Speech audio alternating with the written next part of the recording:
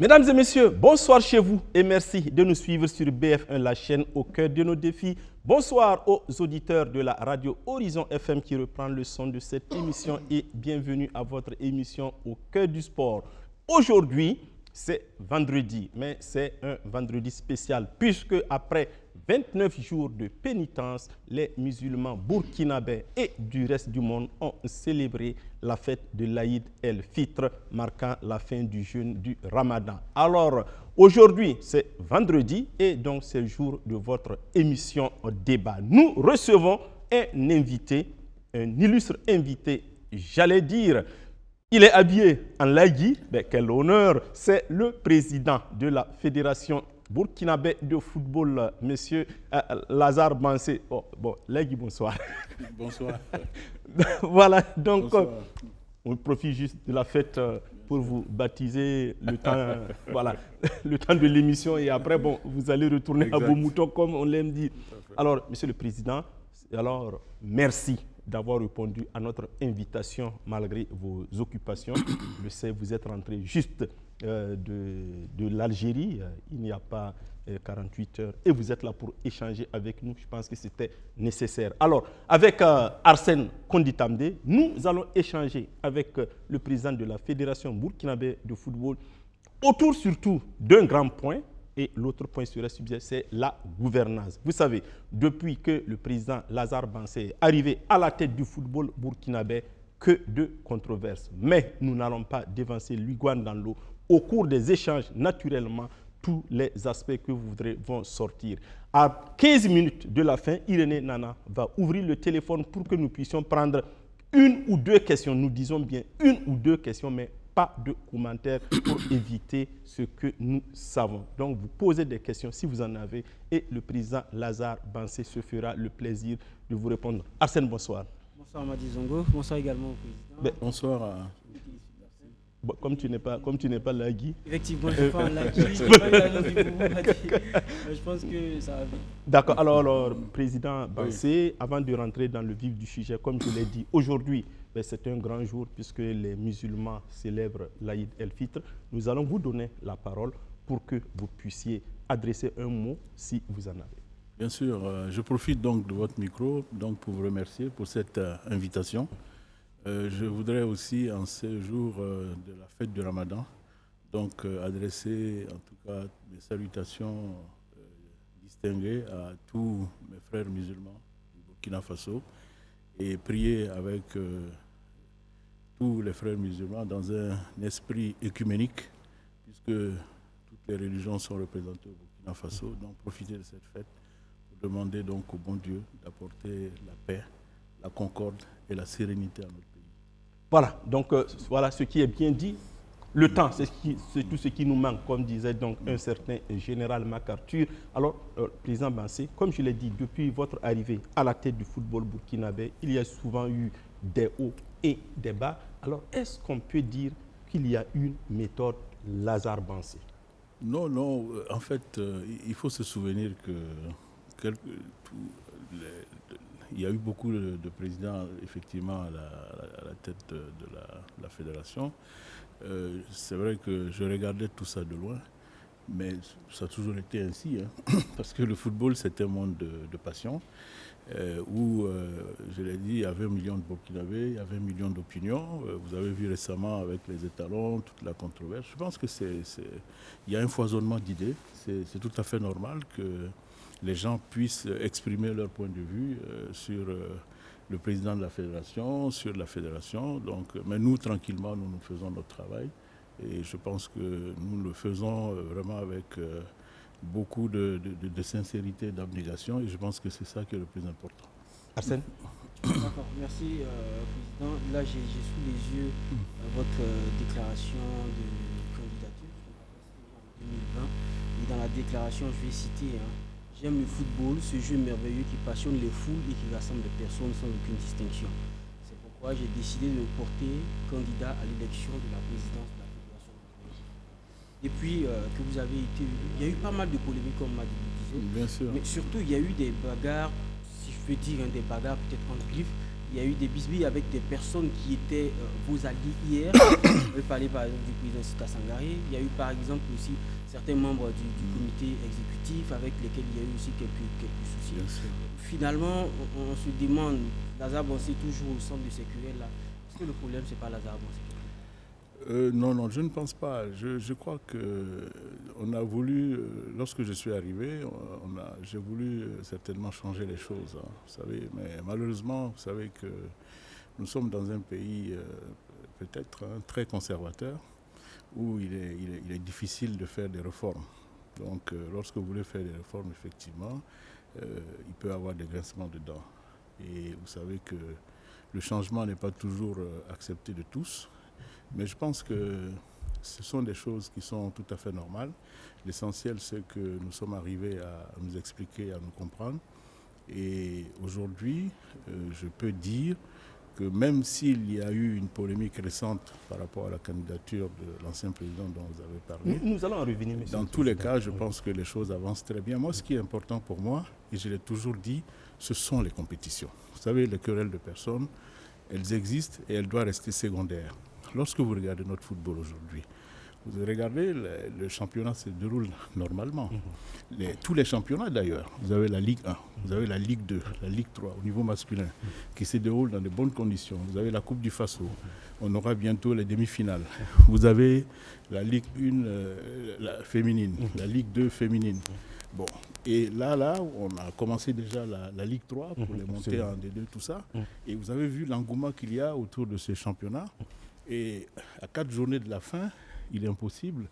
Aujourd'hui, on ne peut pas dire aujourd'hui qui sera champion. Donc ça veut dire quand même qu'il y a de bonnes choses qui se passent. Et ce qui est important dans une fédération, et je le dis et je l'ai toujours dit, c'est l'organisation des compétitions. Et nous avons mis l'accent sur l'organisation des compétitions. Et à ce niveau-là, je pense que les choses se passent très bien. Vous avez vu également qu'au niveau des équipes nationales, nous avons eu la chance, pendant mon mandat, nous avons pour la première fois joué la CAN féminine. Ça, la CAN féminine, c'était notre première qualification. On a la CAN des U17 qui aura lieu bientôt en Algérie. Oui. La dernière participation du Burkina, c'était en 2011, vous vous rappelez. Ça fait déjà plus de 10 ans. Nous avons participé également à la CAN U20. Nous avons participé récemment, où nous avons été 4e à la CAN des seniors. Nous avons également participé à Einshan. Tout ça en 2 ans. Et je pense que c'est ça le plus important. Maintenant, les querelles de personnes dans les organisations, ça a toujours existé. Mais il faut avoir la lucidité de les traiter comme il faut. Et je pense qu'on les traite comme il faut. Et je pense que les choses se passent plutôt bien. Oui, alors, monsieur le Président, je pense que ce qui taraude souvent, surtout les Burkinabés, ce sont les relations difficiles, je vais les dire ainsi, avec votre prédécesseur, le président Sita Sangaré. Puisque il y a eu le dernier fait en date, c'est votre décision supposée ou réelle de ne pas soutenir sa candidature au comité exécutif de la CAF. Alors, sur cet aspect, monsieur le Président, que s'est-il passé exactement? Je pense qu'il y a eu beaucoup de contre-vérités par rapport à cette histoire. Parce que vous avez parlé du projet de candidature, je dirais, moi je ne dirais pas la candidature, je dirais du projet de candidature de l'ancien président. Alors, si vous voulez être candidat, d'abord, il faut au moins discuter avec le président en exercice. Ça n'a jamais été le cas. L'ancien président n'a jamais demandé à me rencontrer pour qu'on en parle. Je n'ai jamais reçu officiellement une correspondance de l'ancien président qui faisant cas de son intention de se porter candidat.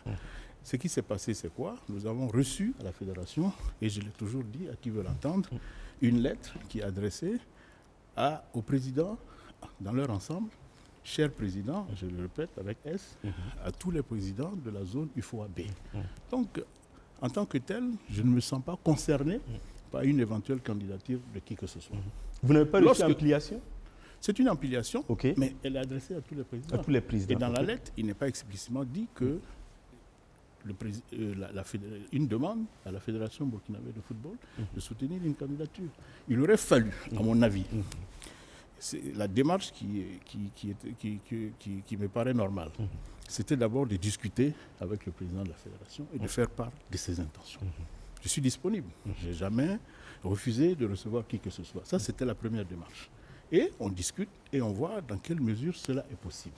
Ça n'a pas été le cas. Il n'y a pas eu de discussion, il n'y a pas eu de rencontre entre nous deux. Donc je pense que lorsqu'on veut être candidat, c'est quand même la première démarche à faire. Mais elle n'a jamais été faite. Bon, maintenant, si vous envoyez une correspondance, soyez clair, adressez la lettre directement au président en disant « Voilà mes intentions ».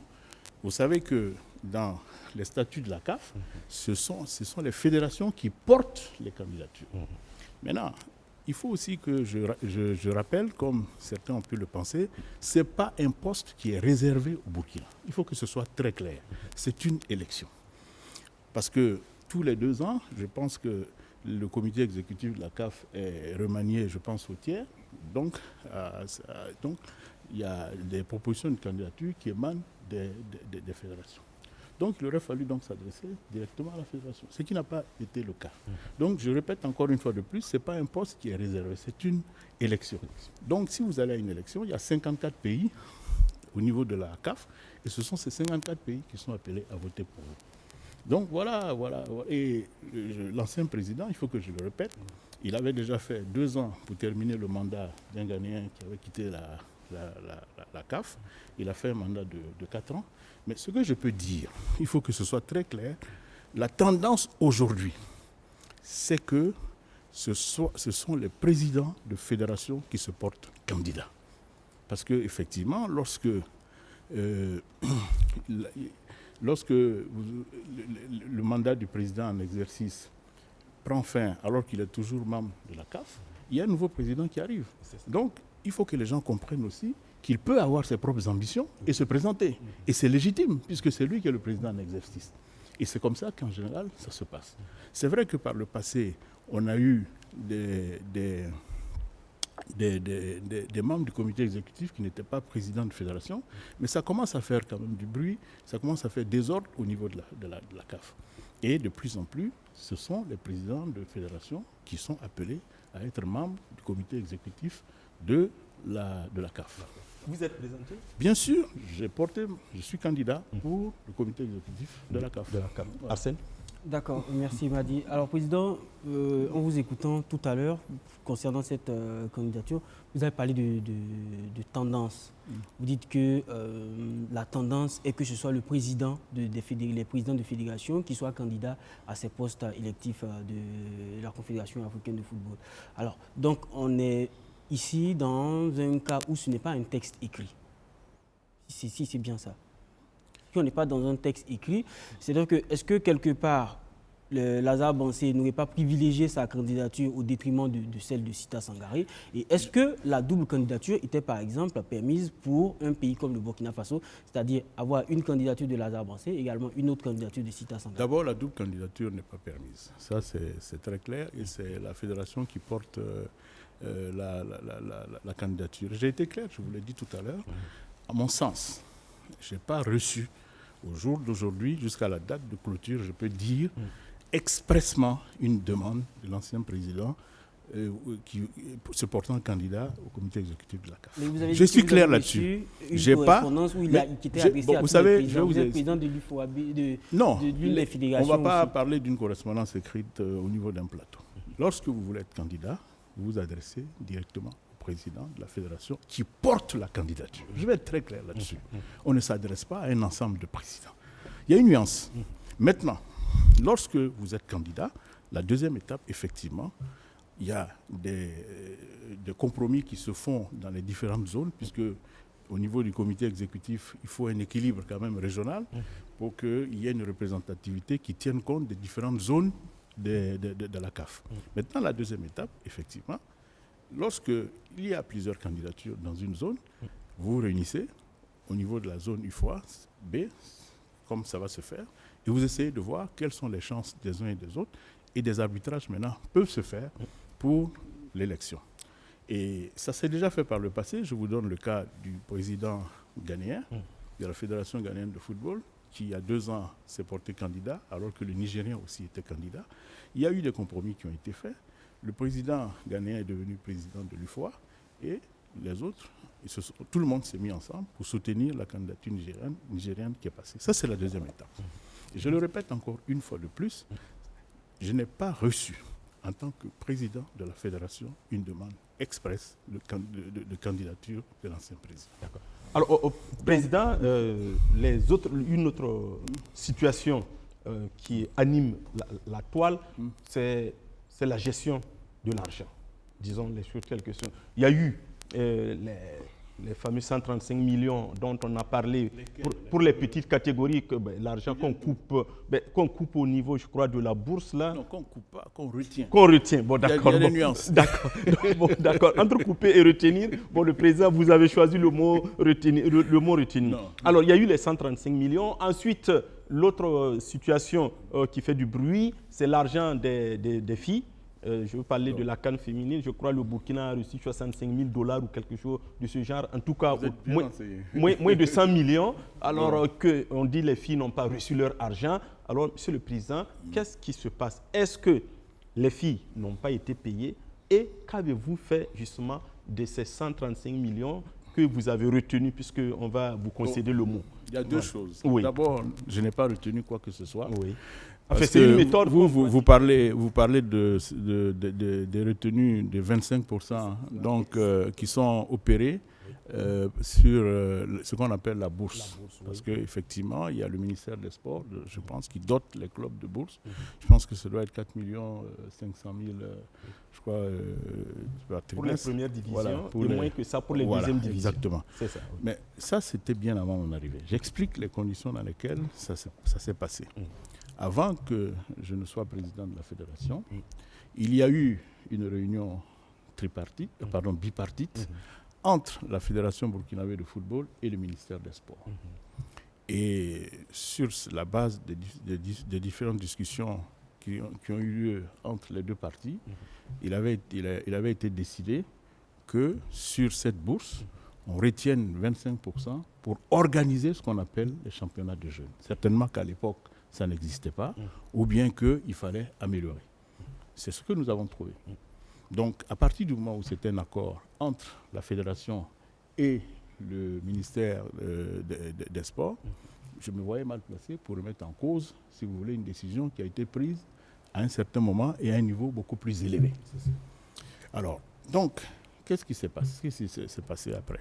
Il s'est passé qu'effectivement, cet argent, on l'utilise pour organiser le championnat des jeunes, puisque vous avez la ligue de football des jeunes, avec un secrétaire exécutif, ça a toujours existé, et on a toujours organisé les compétitions des jeunes avec.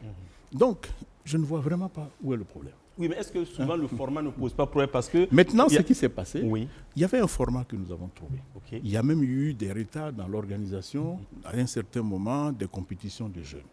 J'ai trouvé la situation. Elle était très complexe.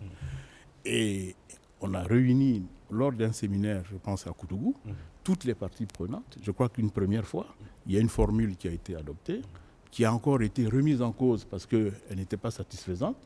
Alors, on s'est encore réunis à Koutougou, je pense. Donc, il y a un format qui a été proposé et qui va être mis en œuvre certainement l'année prochaine. Voilà comment les choses se sont passées. Mais je comprends, mais la réalité, c'est quoi?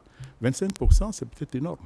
Et je pense que peut-être que les clubs auraient souhaité peut-être avoir l'entièreté de la somme. Je pense que c'est en train d'être réglé. Ça va se faire certainement que si les décisions sont prises, les clubs, d'ici l'année prochaine, auront l'entièreté de cette somme.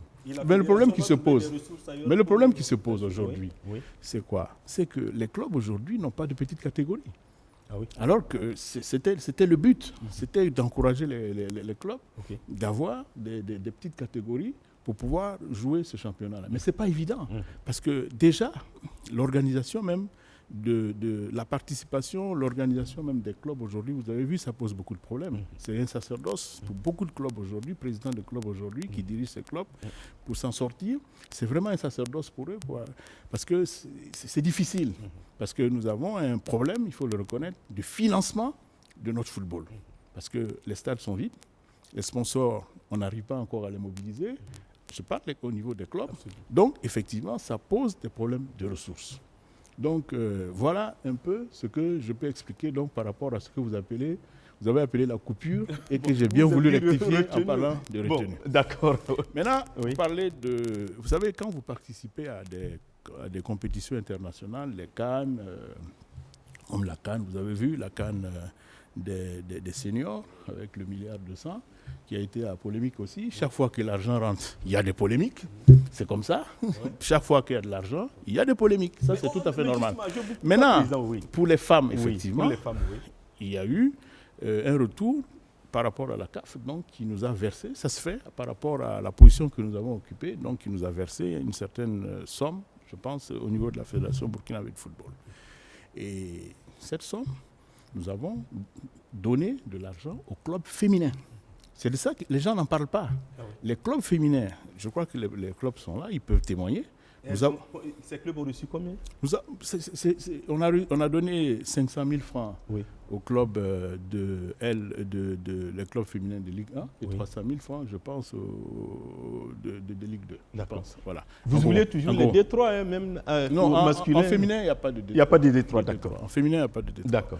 Alors, voilà ce que nous avons fait. Il ne faut pas oublier qu'avant de partir à la CAN, il y a eu une grosse polémique par rapport aux primes de regroupement. Oui, bien sûr. Il y avait eu beaucoup de problèmes. Donc, c'était la première CAN. Effectivement, il n'y avait pas de référence. C'était difficile. Donc, les filles avaient remis en cause la prime de regroupement. Et bien avant d'aller à la CAN, c'est la fédération qui a débloqué un montant de 20 millions.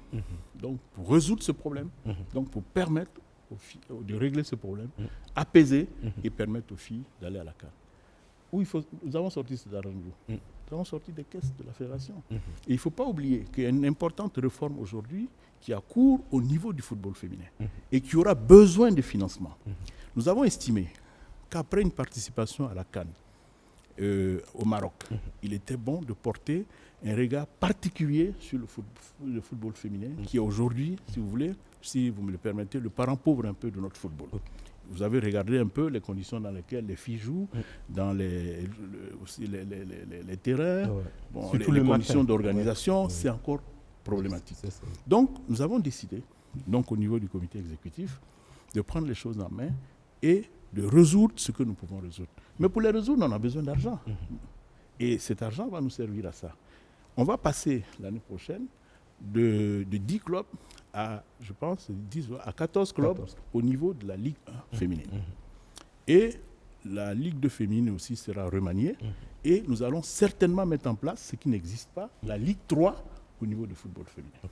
Parce qu'au niveau de la CAF et des instances comme la FIFA, on nous impose de mieux organiser le football féminin et d'avoir un regard vraiment particulier sur ce football-là, qui est l'avenir. Et nous aurons besoin certainement d'argent pour ça. Mais cet argent qui arrive, c'est du pain béni pour nous. Parce qu'on n'a pas de subvention autre que ce que nous gagnons de la CAF, de la FIFA, etc., etc. Donc ce sont ces financements-là qui nous permettent d'organiser, si vous voulez, les différents championnats.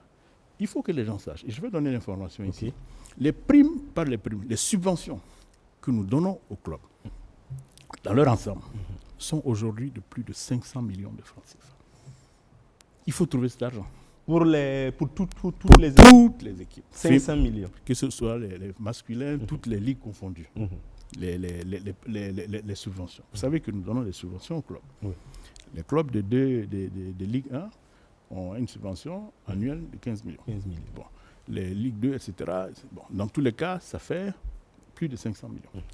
Et dans l'organisation du championnat, les clubs ne déboursent pas un copec.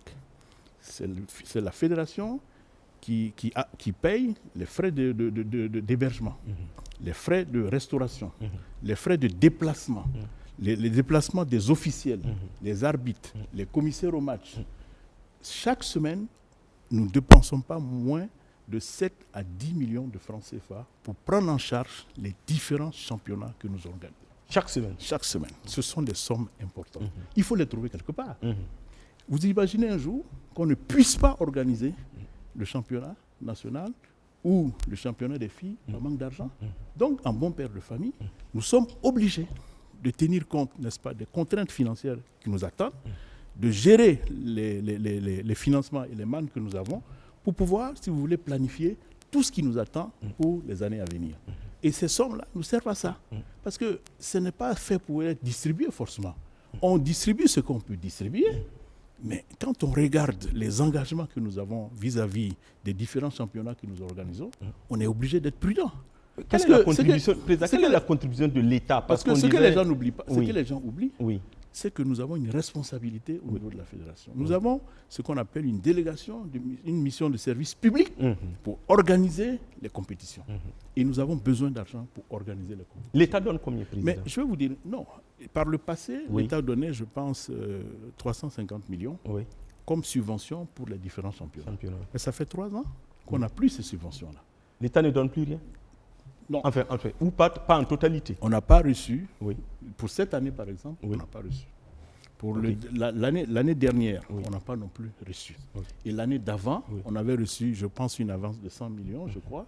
Et depuis lors, nous n'avons rien reçu. Donc, cumulé, on est à peu près à 1 milliard de francs que l'État aurait. Donc, on peut tirer la conclusion que les 2 dernières années, l'État burkinabé n'a pas contribué à l'organisation, au financement du championnat national. Et il y avait 50 millions, je pense, 30 ou 50 millions, je sais, ma mémoire est bonne, en tout cas, pour la Coupe du Faso. Même ça non plus, on ne l'a pas reçu. Pour les deux dernières années, on ne les a pas reçus. Alors, nous comprenons bien la situation difficile que vit le pays. Il faut comprendre. Ce n'est pas évident, il y a des priorités, il y a des difficultés, et nous nous organisons pour pouvoir faire face et anticiper et organiser nos différents championnats. Ce qui ne veut pas dire que l'État ne fait rien. Au contraire, je remercie le ministère des Sports, et c'est le lieu ici de le dire, pour la prise en charge entière et complète des équipes nationales. Je pense que ça, c'est une grande satisfaction pour nous, et c'est le lieu de le mentionner et de le dire. Pour ce qui concerne les étalons, l'État aujourd'hui joue son rôle. Et toutes les dépenses afférentes aux différentes missions, vous savez qu'on n'a pas de stade aujourd'hui, et les missions, tous les matchs se jouent à l'extérieur, et les étalons aujourd'hui sont dans de très bonnes conditions pour jouer ces matchs. Il n'y a pas que l'organisation, il y a aussi les primes de match qui sont offertes aux étalons, il y a le transport, le déplacement, etc. Tout ça, c'est pris en charge. Lorsque nous sommes allés à la CAN des filles, ça a été pareil. La CAN U17, aujourd'hui, tout a été mis en place, les financements ont été mis en place pour permettre à nos enfants de nous représenter dignement en Algérie. Je comprends, il y a des difficultés, c'est vrai, mais il y a aussi ce qui est fait pour les différentes équipes nationales. Je pense qu'il faut le souligner et remercier et féliciter le ministre des Sports pour ce qu'il fait pour les équipes nationales. D'accord. Le premier point concernant l'organisation des compétitions pour les petites catégories, finalement, c'est peut-être le format qui pose problème non seulement, mais aussi certains acteurs ont pointé du doigt aussi les prix à la fin de ces championnats de petites catégories-là. Donc déjà, est-ce que à ce niveau, ce qu'on a reversé, les récompenses qu'on a reversées aux vainqueurs de ces différentes petites catégories, c'est les U15, les U17 et les U20. Ils ont critiqué ça, ils ont estimé que parfois c'est juste quelques ballons et quelques maillots qu'ils ont reçus. Et donc pour eux, c'est un peu trop faible. On aimerait que le président puisse s'il y a des efforts à faire de ce côté-là, on va regarder. Si on peut améliorer et permettre aux enfants d'avoir des prix plus conséquents, je pense que on va le faire. Mais moi j'estime que le plus important, c'est pas les primes que reçoivent les enfants. Je crois que en général, pour les petites catégories, le fait déjà d'organiser les compétitions, c'est important. Et ce qui est bien pour ces enfants-là, c'est de leur permettre de jouer au ballon, de les mettre en valeur et de pouvoir les mettre à la disposition des différentes équipes, c'est-à-dire les équipes d'abord locales et si possible, peut-être pour certains d'entre eux, pouvoir les placer à l'étranger. Je pense que c'est cette visibilité-là qui est importante. À mon avis, les gens mettent trop de l'accent sur les récompenses, sur les primes, sur l'argent, etc. Pour nous, en tout cas pour ce qui me concerne, je pense que ce qui est le plus important, c'est l'avenir de ces enfants-là. C'est l'exposition qu'on peut faire pour eux, donc qui peut permettre à des recruteurs nationaux, c'est-à-dire des clubs, de les voir les recruter pour alimenter notre championnat, et pour les meilleurs d'entre eux, de pouvoir aller peut-être certainement dans des championnats beaucoup plus huppés. Voilà, moi, ma compréhension, si vous voulez, de l'organisation des petites catégories. Quand ils ont tout le temps pour avoir de l'argent, excusez-moi de parler ainsi, c'est des jeunes, c'est comme les apprentis. Lorsque vous apprenez, lorsque vous êtes en apprentissage, que ce soit dans une entreprise, que ce soit dans une ferme ou quel que soit là où vous êtes, c'est que quand vous êtes là-bas, ce n'est pas l'argent qu'on vous donne tout de suite, lorsque vous avez 16 ans, 17 ans, 18 ans. Ce n'est pas le plus important. C'est la formation dont vous allez bénéficier et qui va vous permettre après d'avoir de l'argent lorsque vous aurez 25 ans, 30 ans. Donc on a tout le temps pour ces enfants-là, pour leur donner les récompenses. Mais cela dit, nous avons compris ce qui a été dit donc, par rapport à ces reproches qui nous sont faits. Si effectivement on peut améliorer, en fonction des ressources que nous avons, nous allons améliorer.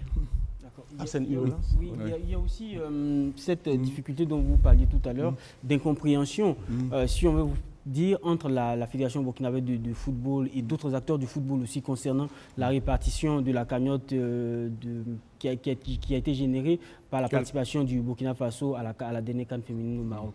Finalement, est-ce que quand on regarde toutes ces polémiques-là, est-ce que ce n'est pas finalement un précédent qui a été créé avec les revenus qui ont été générés lors de la dernière participation du Burkina Faso à la CAN au Cameroun, finalement, où on avait redistribué les revenus, en tout cas, je crois que c'était plus d'1 milliard, 200 millions autour, est-ce qu'on a entendu. Et on avait finalement redistribué et aux clubs de Ligue 1, de Ligue 2, aux différents districts et aussi à tout l'encadrement. Est-ce que finalement, ce n'est pas à cela aussi que les gens s'attendaient? Et finalement, s'ils n'ont pas reçu, c'est peut-être pour ça aussi qu'ils sont en train de se... Président, avant que vous répondiez, et dans le même ordre d'idée, on avait reproché à Lazare Bansé d'avoir fait verser justement ce milliard-là sur un compte qui ne serait pas le compte de la Fédération burkinabé de football, parce que bon, et là, ça avait installé un certain doute. Alors, est-ce que vous pouvez nous expliquer ça avant justement de répondre à la question? Voilà, donc c'est vrai que la cagnotte de la CAN avait été distribuée, mais ce n'est pas toute la cagnotte. On a estimé que les clubs, pardon, l'équipe nationale, si vous voulez, de façon générale, donc, sont alimentés par les clubs. Même lorsque vous avez des joueurs qui s'expatrient ailleurs, ils commencent toujours par des clubs. Et si nous avons voulu distribuer l'argent aux clubs, c'est pour reconnaître leur mérite, le travail qui est fait ici en amont et qui permet à ces joueurs-là de s'exprimer. C'est pour ça que symboliquement, effectivement, nous avons donné de l'argent au club. Je crois que pour la Ligue 1, bon, je m'en souviens, bon, c'est en cascade, hein, c'est dégressif. Pour la Ligue 1, je crois que c'était autour de 4 millions, exactement. Et même les femmes, tout ça, parce que c'était une somme quand même qui était importante. Voilà. Mais pour les femmes, la somme était relativement faible. Voilà. Et comme on avait aussi d'autres ambitions concernant le format du championnat féminin, donc qui va certainement occasionner l'année prochaine des dépenses supplémentaires. Je vous l'ai dit tout à l'heure, j'ai dit lorsque les équipes se déplacent, c'est la fédération qui prend en charge les frais de déplacement, les frais d'organisation, les primes, ou je ne sais pas comment vous appelez ça, des arbitres, des commissaires au match, l'hébergement, c'est-à-dire l'hôtel, et la nourriture, tout ça, tout ce qui concourt à organiser un match ou les matchs chaque semaine. Nous versons de l'argent au club pour ce faire. C'est important. Maintenant, pour revenir à votre question, ce qui s'est passé, je vais profiter donc de votre antenne pour restituer les faits. Lorsque nous sommes revenus de la CAN, et là, c'est vraiment un heureux hasard pour nous d'avoir reçu ce fameux milliard 200. Nous étions pratiquement au rouge.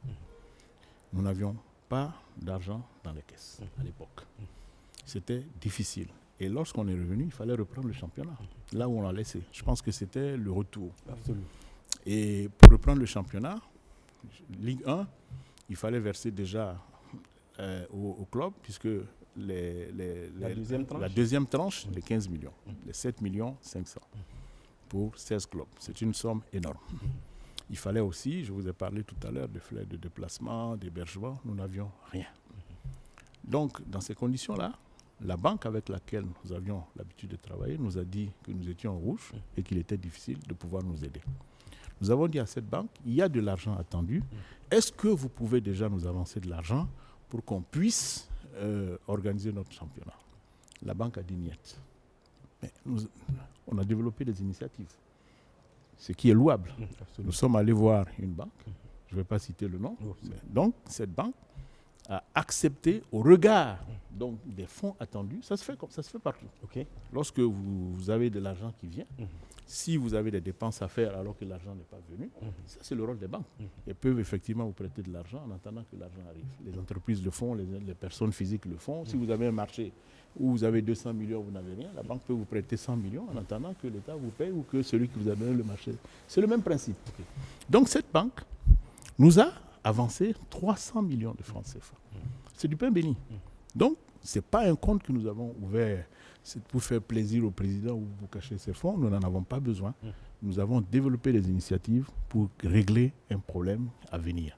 Vous imaginez qu'on arrête le championnat pour manque d'argent. Donc, nous avons des responsabilités. Et notre responsabilité, je l'ai dit tout à l'heure, c'est d'organiser les compétitions. Donc, cette banque nous a prêté 300 millions, ce qui nous a permis, au sorti de la CAN, donc de reprendre le championnat là où ça s'est arrêté. Et quand la somme est venue, donc la banque a exigé que cette somme soit virée dans le compte que nous avons ouvert. Ce qui est tout à fait normal. Une banque ne peut pas vous prêter... soit viré sur son Bien sûr, okay. Une banque ne peut pas vous prêter 300 millions et vous allez aller virer cet argent ailleurs. C'est ça. Donc, c'est comme ça que ce compte a été ouvert en toute transparence. Je ne vois pas où est le problème. Ce compte-là, c'était au nom de la Fédération burkinabé. Bien sûr, vous voulez que ce soit au nom de qui? Du président de la Fédération? Ou bien, c'est ce qu'on a dû vous dire? Honnêtement. On pose des questions pour comprendre. Non, je vous pose la question. Au nom de qui voulez-vous qu'on ouvre ce compte? Quelle banque va accepter, mais ça tombe sous le sens, qui va accepter qu'on ouvre un compte au nom d'un individu pour une somme qui va venir de la FIFA ou de la CAF? C'est pratiquement impossible. Vous ne pouvez pas convaincre une banque de le faire. Donc, ce compte a été ouvert au nom de la Fédération burkinabé de football. Et il n'est pas interdit d'avoir plusieurs comptes lorsqu'on y a une fédération, une organisation. Au contraire, il faut travailler avec beaucoup de banques pour s'offrir les meilleures opportunités pour pouvoir financer ces activités, notamment le championnat. Et c'est ce que nous avons fait. Voilà. Donc vous avez viré cet argent. Alors aujourd'hui, c'est un peu spécifique. Il y a les D3 qui sont nombreux, qui se plaignent justement qu'ils sont les fournisseurs des joueurs au D2 et aux premières divisions, mais vous les avez oubliés dans la distribution. Non, on ne les a pas oubliés. Vous savez, puisque vous avez donné, semble-t-il, seulement aux champions de région. Vous savez combien d'équipes de D3 vous avez actuellement? Mais rien qu'à Ouaga, on parle de 87. Bon, on n'est pas loin des 400. 400. Voilà. On n'est pas loin des 400. Oui, mais c'est la fédération qui les a affiliés. Oui, mais écoutez, nous faisons la politique de nos moyens. D'accord. Objectivement, nous ne pouvions pas donner des ressources à 400 équipes. Ce n'est pas possible. Je n'ai jamais vu ça au monde, on n'a pas les ressources.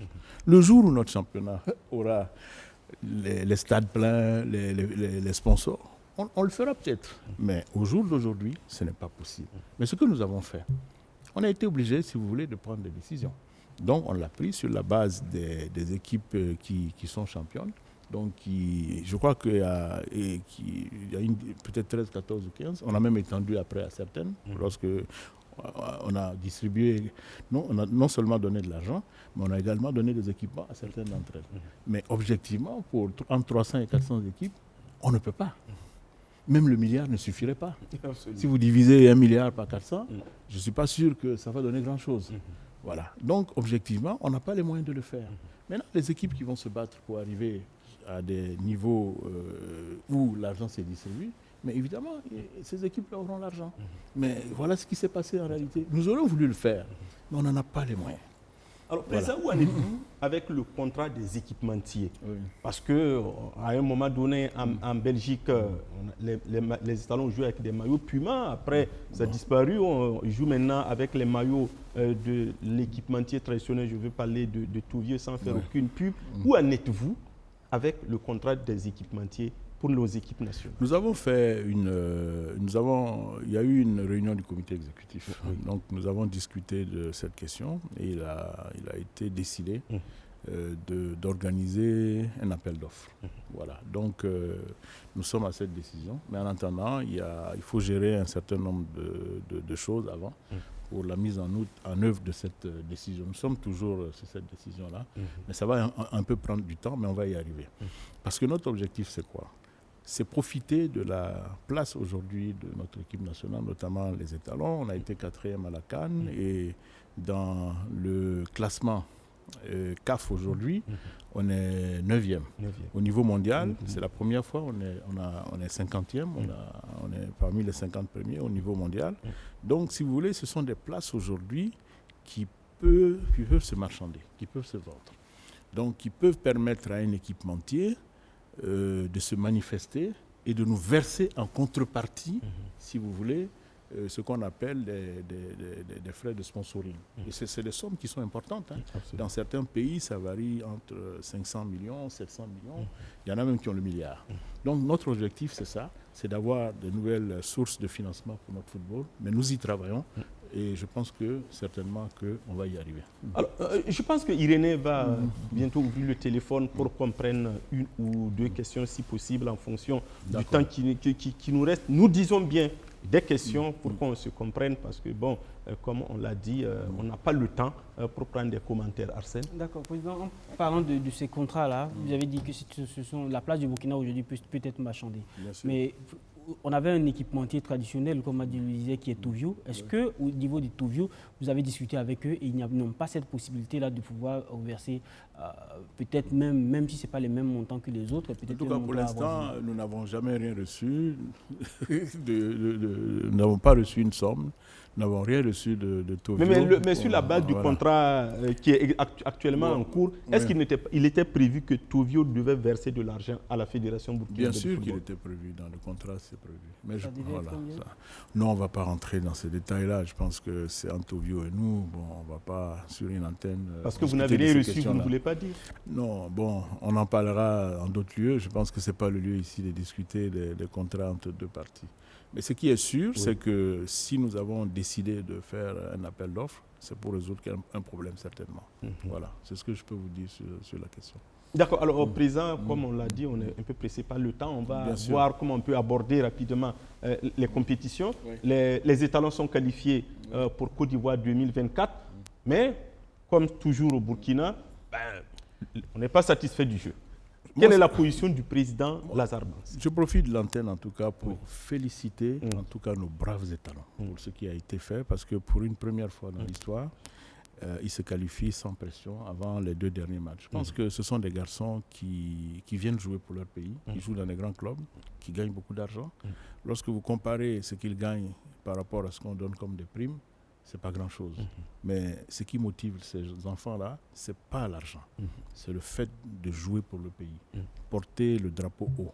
Et je pense que c'est on parle beaucoup plus de l'entraîneur que des joueurs aujourd'hui. Non, mais si vous dites que vous n'êtes pas satisfait d'une qualification, ce n'est pas de l'entraîneur seulement que vous parlez, ce n'est pas l'entraîneur qui joue. D'accord. Vous pouvez par ricochet toucher les joueurs. Moi, je pense qu'il faut les féliciter pour ce qu'ils ont fait. C'est une première au Burkina. Et les gens oublient qu'ils ont joué 4 matchs. Ils ont joué les 2 premiers matchs, ça a été des matchs ouverts qu'ils ont joués et qu'ils ont gagnés. 2-0 contre le Cap-Vert, qui est un pays difficile à jouer. Les Swatini, c'était à l'étranger. Après avoir été menés, ils ont 1-0, ils ont gagné 3-1.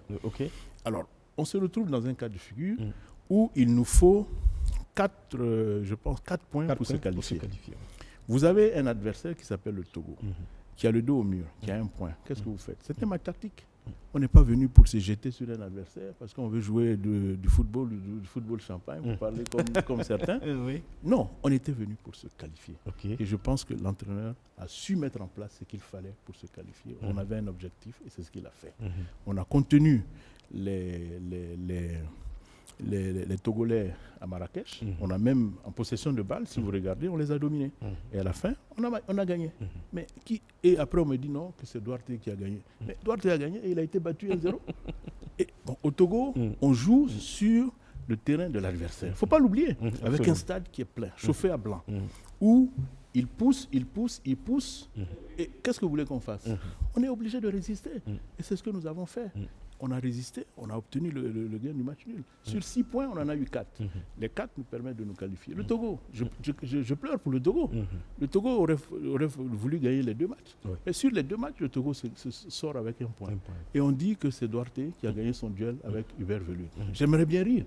Je suis bien étonné qu'on analyse les choses de cette façon. Mais je suis d'accord avec vous que certainement, il y a des réglages à faire.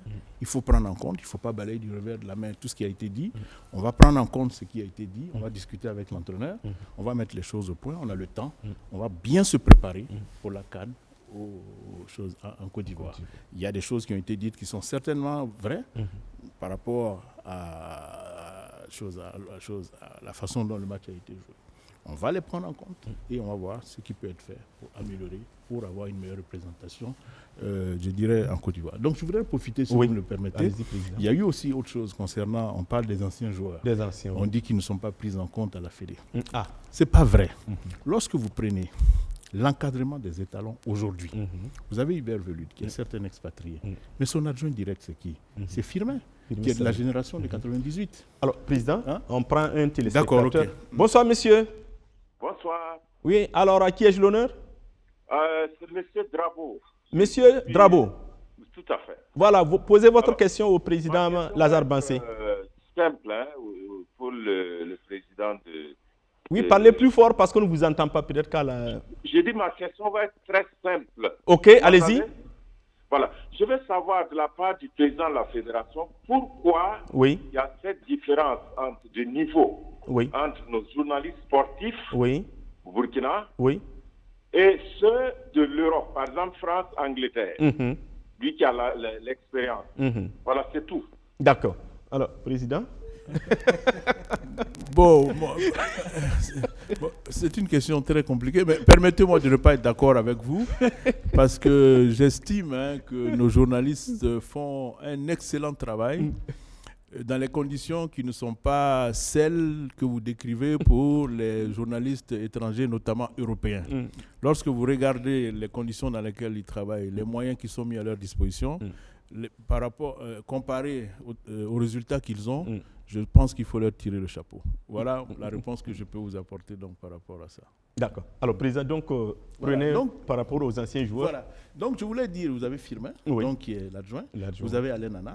Vous avez Diakité, qui est l'entraîneur des gardiens. Bon, on ne peut pas dire que les anciens ne sont pas valorisés.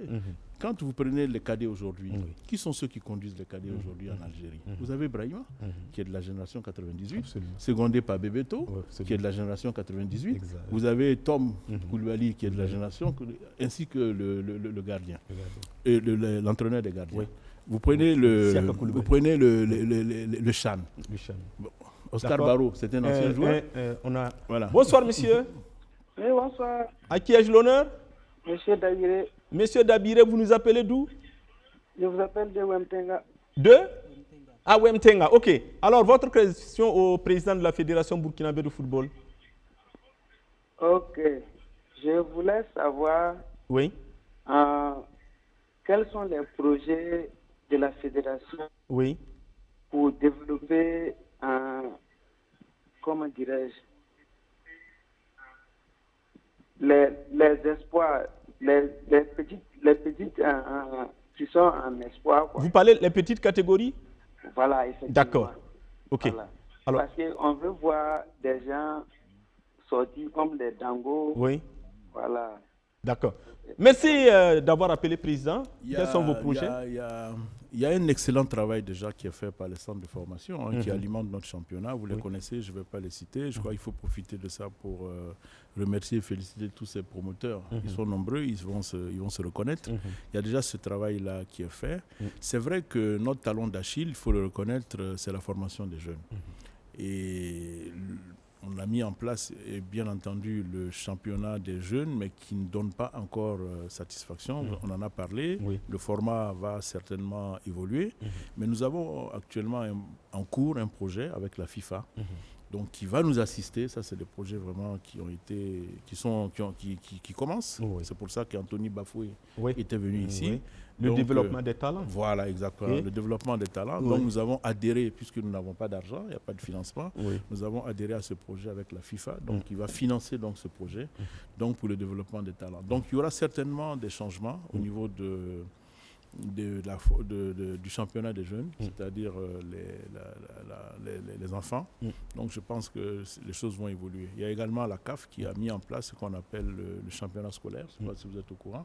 Donc ça, c'est un projet. On l'avait joué à Abidjan. C'est un projet du président de la CAF, CP, donc qui a offert gracieusement, je pense, 10 millions de dollars, je crois, à la CAF donc pour ça. Je crois qu'il y a des choses, il y a des projets. Je pense que ça va, en tout cas, on va les mettre en œuvre. Alors, on est presque en fin d'émission, il nous reste 3 ou 4 minutes. Oui, ben, déjà, Président. Mais alors Président Bansé, avec tout ce qu'on a développé, est-ce que vous n'avez pas l'impression d'être incompris? Non, je ne pense pas. Parce que il y a des choses qui se passent aussi. Vous savez, il y a des gens qui sont de bonne foi. Je les connais. Il y en a aussi qui sont de mauvaise foi. Et dans tout ce qui est en train de se passer à la Fédé, tout ce que vous avez dit, il ne faut pas se cacher les yeux. En filigrane, ce sont les prochaines élections qui ont déjà certainement commencé pour certains. Donc, pas pour vous? Il est légitime, je comprends, qu'on commence déjà à mettre le président en difficulté. C'est de bonne guerre. Non, moi j'ai autre chose à faire. Je pense que pour moi le plus important, c'est ce que je suis en train de faire aujourd'hui. Je ne pense pas à ce qui va se passer. Dieu seul sait ce qui va se passer dans 16 mois ou dans 2 ans. Donc ça veut dire que vous avez encore le temps. C'est un horizon qui est trop lointain pour moi. Qu'est-ce qui se passe aujourd'hui? Pour moi, c'est les étalons. En premier. Quand je dis les étalons, toutes catégories confondues.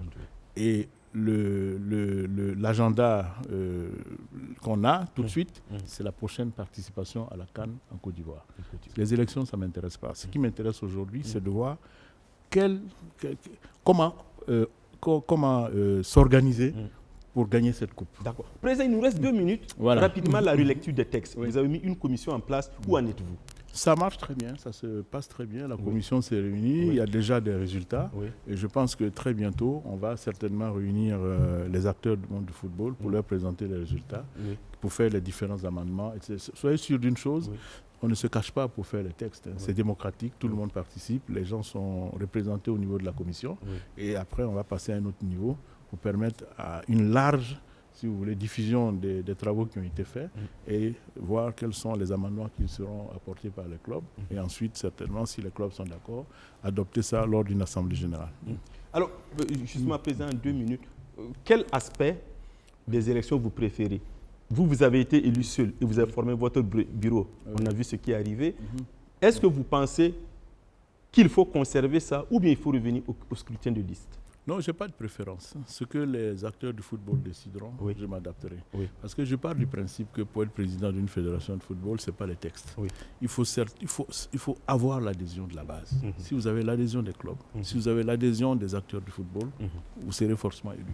Et c'est là-bas qu'il faut mettre l'accent, c'est-à-dire discuter avec les clubs de façon démocratique et leur présenter un texte qu'ils vont adopter. Moi, je n'ai pas d'opinion sur cette question. D'accord. Alors, Président, on est malheureusement en fin d'émission. Bon, alors qu'il y avait encore des sujets. Juste, alors, un dernier mot, comme on aime le dire, avant qu'on ne se quitte. Tout à fait. Tout à fait. Donc, je voudrais terminer ce que j'ai commencé donc, par rapport aux anciens. Les gens en parlent. Mais quand vous regardez, j'ai parlé des cadets tout à l'heure, tout l'encadrement, ce sont les anciens joueurs.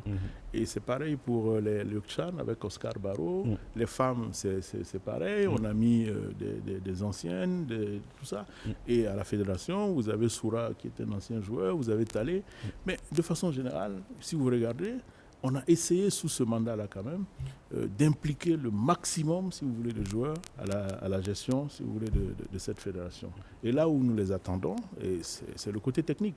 Ils s'y connaissent mieux que nous et c'est pour ça que nous avons demander leur expertise pour qu'ils puissent nous aider. Et nous avons les résultats. Vous avez vu ce que Brahima a fait, c'est extraordinaire. Qualifier les cadets pour la CAN, pour un premier coup d'essai, ça a été une réussite. Je pense que nous sommes avec les anciens, nous travaillons avec eux et ce que je voudrais leur dire, ils ont leur place à la fédération avec nous. D'accord.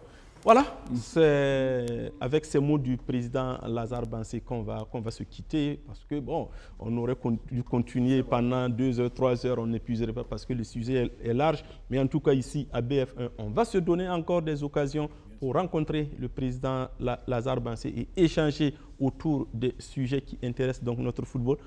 Merci Arsène m'avoir accompagné pour échanger avec le président. Merci à Irénée, Nana et à toute l'équipe de réalisation. Alors, mais le grand merci est pour vous, Monsieur le Président, pour avoir accepté d'être passé sur notre plateau. Parce que vous savez, comme on le dit toujours, le champion, c'est celui qui croit en lui-même quand personne ne le croit. J'aime tellement cette citation de Ray Sugar Robinson, tout simplement parce que ça veut dire qu'avec l'abnégation, on y arrive toujours. Et nous sommes là pour travailler rien que pour servir le sport et singulièrement donc le football. Voilà. Merci encore une fois de plus à vous, chers téléspectateurs. Merci aux auditeurs de la radio Horizon FM. Alors, sur ce, on va se donner rendez-vous vendredi prochain pour un autre numéro de votre émission Au cœur du sport. Au revoir.